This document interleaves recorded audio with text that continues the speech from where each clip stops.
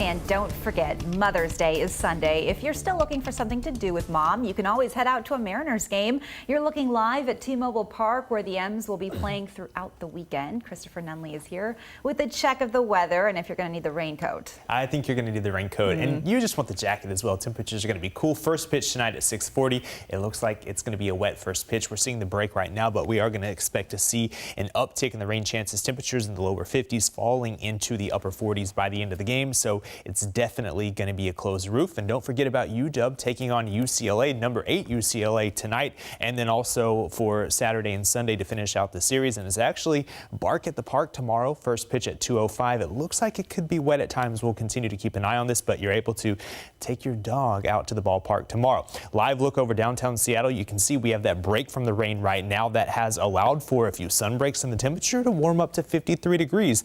Warm up, we use that term lightly because it is still well below average. Temperatures are in the upper 40s and lower 50s area-wide this evening. 49 in Shelton and Oak Harbor, 50 in Everett, 54 in Puyallup. Chehalis, the warm spot, sitting at 55 degrees. We have that brief break from the rain right now in Seattle, but that's about to change. We're already noticing the next wave starting to lift north into parts of South Sound, and that's eventually going to overspread Olympia, Tacoma, Seattle, and you can even see some of that heavier activity along 101 from Olympia to Shelton as well as Skokomish. So it looks like 101, I-5, 405 all going to be wet over the next few hours, so just give yourself some extra time on the roadways. Some of the heaviest rain is actually across parts of the southwest interior and the Olympic Peninsula. We have those pockets of moderate to at times heavy rainfall, and there's even enough instability to allow for a couple cloud-to-ground lightning strikes across the Olympic Peninsula. So if you do see lightning or you hear thunder, just make sure that you move indoors. Expecting the rain chances to continue throughout the evening hours into the overnight hours. So if you do have any plans tonight, you just want to make sure you prepare accordingly for that wet weather that looks like it's going to stick around.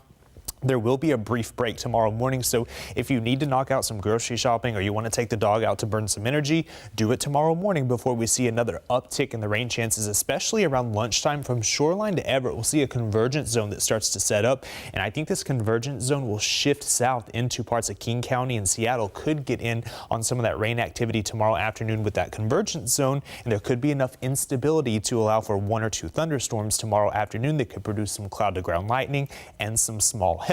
This convergence zone is also going to set up along Highway 2 and possibly Interstate 90, dropping those snow levels, so there will be that possibility of some snow, especially for Stevens Pass. Right now, just wet roadways out there. However, we are expecting 6 to possibly 12 inches of snow for Stevens Pass and maybe a slushy inch or 2 for Snoqualmie Pass. So if you do have to cross over the mountains, just make sure you're taking this into account. I know a lot of people are going out to Pullman for the commencement ceremony at Washington State, so keep this in mind. Tomorrow night, those passes could get a little bit on the rough side, especially Stevens Pass. 7-day forecast, it's going to be chilly and wet really over the next several days. Unfortunately, your Mother's Day, happy early Mother's Day. It's not going to be a complete washout, but we will see hit or miss showers with a few sun breaks, a high temperature of 54 degrees.